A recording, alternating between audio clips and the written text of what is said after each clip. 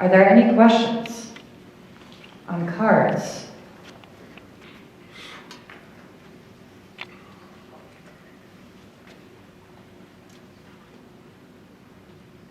Excellent, great.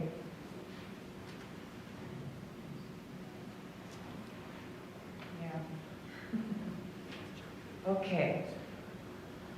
I'll have to stop it at 7:35, but we've got 15 minutes, so let's see what we can address. Here's a question for Nikki Gill. The town, oh dear, how am I going to read this? The town expansion in 1996 was financed through a matching grant from the Wyoming DEQ, if memory serves. Wasn't the match provided through the, can somebody tell me what comes after that? Specific purpose excise tax, and it was the expansion of the wastewater. Okay, thank you. If no, hasn't the county already participated in the funding of the construction, reconstruction of the WWTP? Am I saying that right? Thank you. Nikki, any thoughts? So I think what you're trying to get at is that the easements that were received are given by the ranchers in South Parkwood Road, or South Park, and then, which is pretty valuable, and try getting easements through some of that land right now, that'd be pretty hard. But as I understand it, there was a matching grant with the EPA, and they would match whatever funds the town was able to come up with or pay for. And the way that it went was that the easements through the ranch land, that was given a value and a price tag.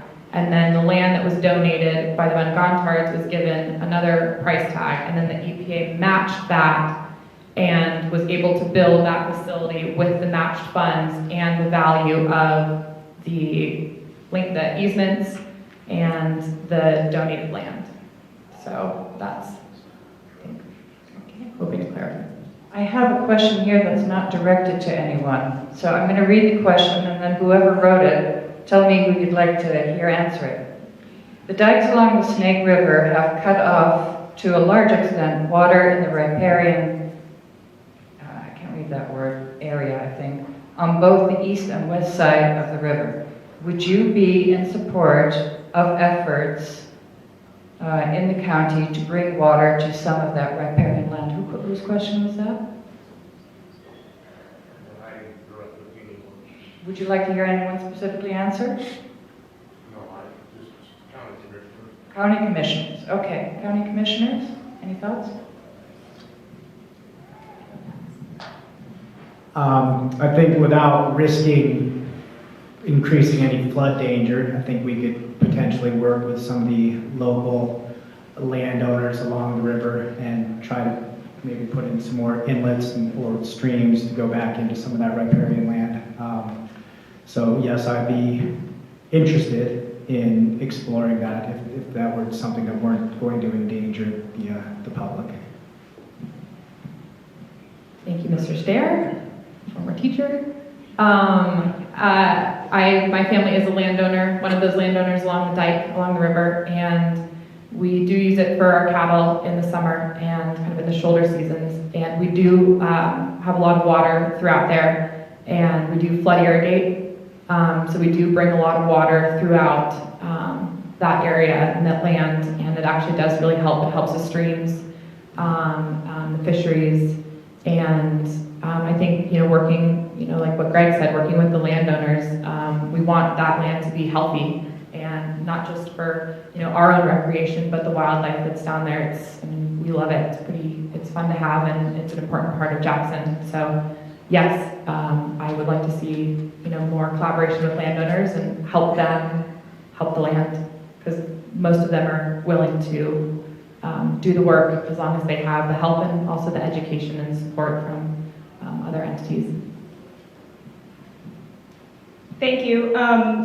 Yes, I think that we have seen how the levee system has impacted the river, impacted the fish in the river, impacted the landowners around it, and part of that is perhaps the land of no return. I was interested to learn in the white paper that the town of Wilson was 7 the 7 feet below was something I didn't know. So I think part and parcel to trying to repair what has happened is also being really diligent as we look going forward, because we have to have the levees because of the development that we have and how we manage our setbacks in the county, what is occurring in those areas. We need to base it on science, and we need to work with our private landowners who own property there and make good choices. It sounds, I don't know enough about it to know that I would say that that's the solution, but if people that work in that field bring it forward as a solution, I would absolutely think we should consider it.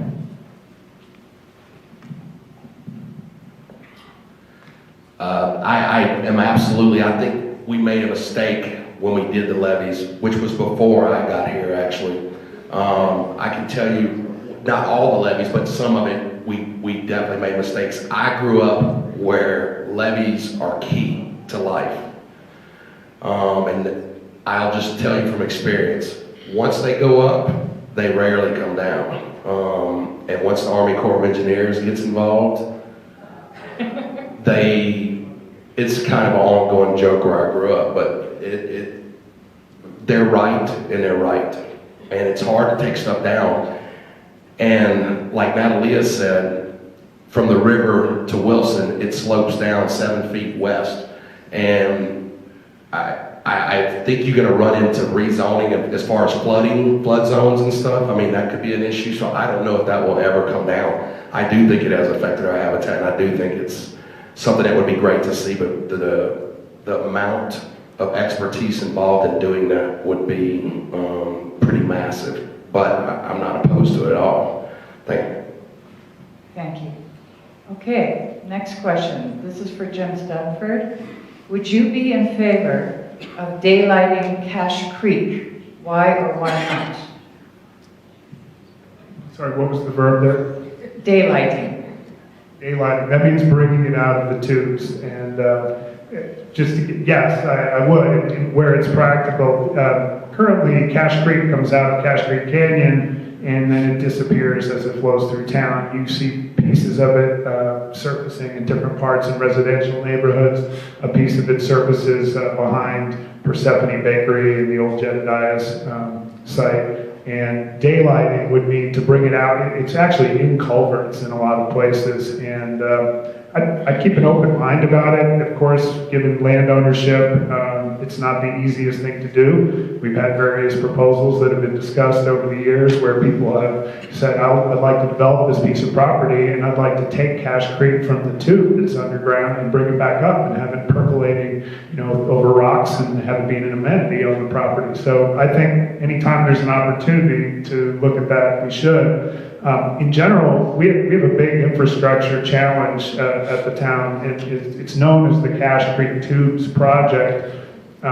This is a completely ad hoc system that, as the town developed over the last 100 years, people put Cache Creek into these tubes and culverts and tried to move it, and the system doesn't function holistically. And so the town has only begun to embark on a redesign of this, and it's an opportunity for us to improve stormwater runoff that would go into Cache Creek and ultimately Flat Creek. We received $250,000 from the voters to begin designing this. But I think it also opens up opportunities for much more innovative design, where instead of just having curb and gutter and having all stormwater running off into our creeks, we can look at bioswales, grass swales, porous pavement, on-site storage and treatment. These are the kinds of things, and I invite many of you who are concerned about water resources to pay close attention to the big Hidden Hollow development proposal that will be coming to the town on Monday night. This is the biggest addition potentially to the town since Cottonwood Park, and it sits right on the edge of the National Elk Refuge, and water drainage and stormwater are big issues, and I'll be looking to the Teton Conservation District and some of these other partners to give us some input on the science. Great, Jim. Thank you very much. Okay, next one is for Sarah Flipner, Pete Muldoon, and Jim Stanford. We are all aware that Flat Creek in town has a number of issues, but perhaps the most important is the winter flooding that occurs most years. Historically, winter flooding through town has been temporarily, I think indeed, mitigated by putting heavy equipment into the creek and clearing ice dams. Unfortunately, this mitigation measure causes significant damage to the aquatic system. Although the I think Flat Creek Water Improvement District is currently studying this problem, how do you personally feel about how this problem has been dealt with in the past and what alternatives might be implemented in the interim? Thank you, great question. The efforts of the Flat Creek Improvement District, as many of you know, date back at least a decade, and I'm sure many more decades before my husband got interested in many of you. There have been some glimmers of hope in terms of what the research over the last decade have shown. Many of you who live along Flat Creek, as we do, know that there were structures placed in the creek, efforts to dredge, efforts to widen the channel. There have been different efforts to address the temperature. The town of Jackson, as you've heard, has 3 thaw wells. What I'm excited about and what I think you've heard from all of the panelists is it's collaboration. You know, so there were some homeowners who lived along the district or along the creek who formed a district and said, hey, we don't want to just complain about heavy equipment coming through here. We'd like to be proactive. So they got involved. The leadership of the conservation district is just incredible, and you hear it in every issue we're talking about tonight. Not only did they have the leadership and support to help form the district, but really critical expertise in terms of the research. What I will say, and certainly I'm with a bunch of scientists, so I'm humble. Working in a natural system is humbling. It changes year to year, season to season. The conditions are different, the weather is different every year. So I just really appreciate the patience and the expertise of our partners and also of the community. I hope we're patient enough to figure it out together because knee-jerk reactions, ripping structures out after one season, maybe we can, as homeowners, be patient and really see what's going to happen on the ground and couple that with the research that's being done by the district and the Flat Creek Improvement District. So thanks for your efforts. Thank you. Pete, would you like to respond? I know that the town's done some things that I can remember. I know we've got groundwater injection wells, and we've had structures, and we've done dredging. I don't think there's a perfect solution to it. I think part of the issue is that we have historically changed the temperature of the water in Cache Creek. We've done things with development in town. So I think that's the thing to keep in mind going forward too, is that the things that we do develop and the changes that we make now are going to have unintended consequences down the road, and future generations are going to be dealing with. So that's an important thing to think about. I think the answer though is that no, we don't want heavy equipment in Flat Creek that disturbs the aquatic environment, and it's going to have downstream impacts on other people. So if we can avoid doing that, then by all means, let's avoid doing it. Thank you, Jim. Haley's recollection of our first winter on the council is correct, and even though some people in the town had moved forward on a policy of not moving in and breaking up the ice on the creek, I had never agreed to that, and I wasn't about to stand by and do nothing when people were getting flooded. So I went out there with Mayor Mark Barron and our town manager Bob McLaurin, and we walked it, and the town engineering department sent in the front end loaders to break up that ice. It's crude, it's not an elegant treatment. You've heard me several times in town council meetings when we talked about this problem cite the need for good science to guide how we're going to deal with this in a much more light-handed and holistic way going forward. I've heard an interesting theory from a landowner and a stakeholder along the creek that the bottom of Saddle Butte Road flowed, for many years it was a dirt road, and that the dirt during runoff was running right into the creek. And also Broadway construction, the creek was moved, and you can see there's a big cut bank where all kinds of gravel comes in. And what people have observed who spend a lot of time along the creek is that the bottom of the creek bed is like rock hard, not like a stream bed should be. It's harder than concrete in places, I've been told. And they raised the idea of drilling to let groundwater percolate, because currently right now there isn't any interaction between groundwater and the surface water. And I'm willing to explore that, but again, we've got to be guided by good science. You don't want to drill down and let groundwater come up and actually exacerbate the flooding. No, it's a complex issue, and you know, the thaw wells that the town has been operating for years is not also a sustainable solution. It's an awful lot of water we're pulling out of the aquifer, and the expense to the town, to everybody, is really staggering. So I'm grateful for the work that it's now really the responsibility of the Flat Creek District, and I'm going to be willing to offer support going forward. Thanks. Okay, last question. It's for all 4 county commissioner candidates, and you get 1 minute each. Sorry. Should the entire West Bank eliminate individual septic systems and be required to hook up to a sewer system that would convey all sewage to the town wastewater treatment plant? If so, would you support paying for the needed infrastructure? If not, why not? Who would like to start?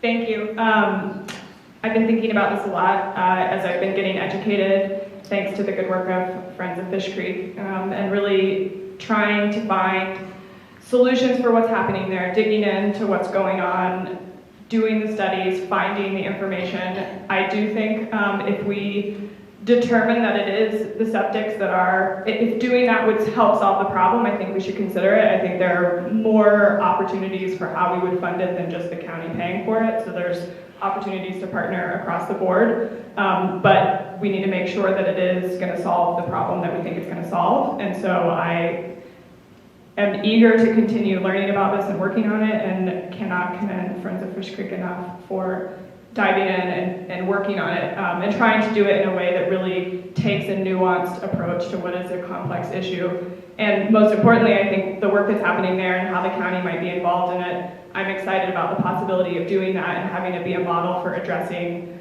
other areas where we might have similar problems, and being able to export that process and model to other places. Thank you.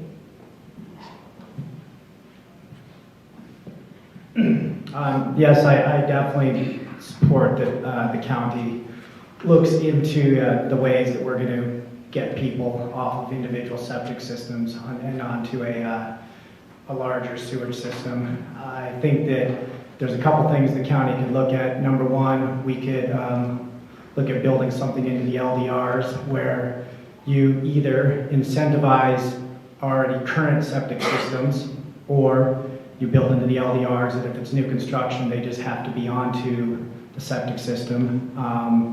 Paying for that, again, I think that there's a couple different ways. We could look at municipal bonds, we could look at grants, federal grants, and there may have to come out of some other taxpayers' dollars, or if some of these larger landowners, 35-acre parcel landowners, are choosing to, have a larger place, they may have to pay for the hookup, then it might run a long ways. But again, I do support looking into some sort of hookups for all of these houses and getting rid of septic systems. Thank you. Nikki, go for it. I think this is a pretty complex problem and something that will take a while to solve. It sounds like a great idea. I'd love to have everyone hooked up to the town sewer, but that is no easy undertaking. It'll be something that'll have to be done incrementally, maybe neighborhood by neighborhood, area by area. As far as new development, I think that would be something we need to look into, is requiring any sort of new development to tie into the town system. Maybe this is some sort of SPET initiative that we would need to put forward. I think that'd be a great use of SPET to fund a project such as this. There are a lot of homes in the county, and that would require a lot of money if the county was to take this on, to have everyone in the county tie onto the sewer. Yes, I would like to work towards that it'll definitely take a while to Thank support you. it. Trey, you get the last word. With Wilson being 7 feet below the Snake River water table, it actually reminds me of Louisiana, and it's the same thing. We have a lot of issues with septic tanks, and in fact, a lot of them are above ground once you get down south of the Mississippi River. I say south. Most people think it's east and west, but it actually turns and runs east and west in Louisiana. But the biggest question, nobody asked the town would they let you. So the town would have to be in on this. The town would have to say, you know, that is a good idea. If research was done and proven that that's where a lot of the contaminants were coming from and ending up in not only our rivers but our aquifer and stuff, we got to do something. But you got to ask the town first. And if we start exceeding that 5 million once we hit peak season, you know, then you do start looking at what I said earlier, the county and town working together. And maybe it is a regional, like somebody else said. But it's definitely something I would be interested in, and it's definitely something I've seen growing up where I grew up. So the answers aren't easy, but there's always answers. You just got to find them. Thank you. Thank you. It's been a pleasure working with you all and getting to know you. So good luck. And I will now hand it over to Tom.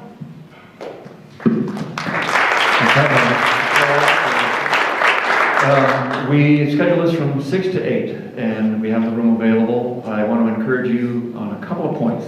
Number one, make sure you go vote. Back on the middle table over there is information about registering, and where to vote, and how to vote, etc. Or if you want to run for office, please take a look at that. That's all from the county. And please take time to talk to your candidates, if not now, personally later. I'm sure that based on the number of cards we got, there are a lot of personal questions. And the best way to get those answered is for you to personally act upon them. Hayden's Post is open if you want to socialize. But number one, our goal here tonight is to get everybody home safe.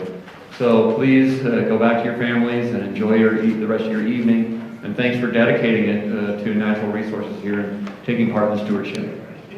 Good night.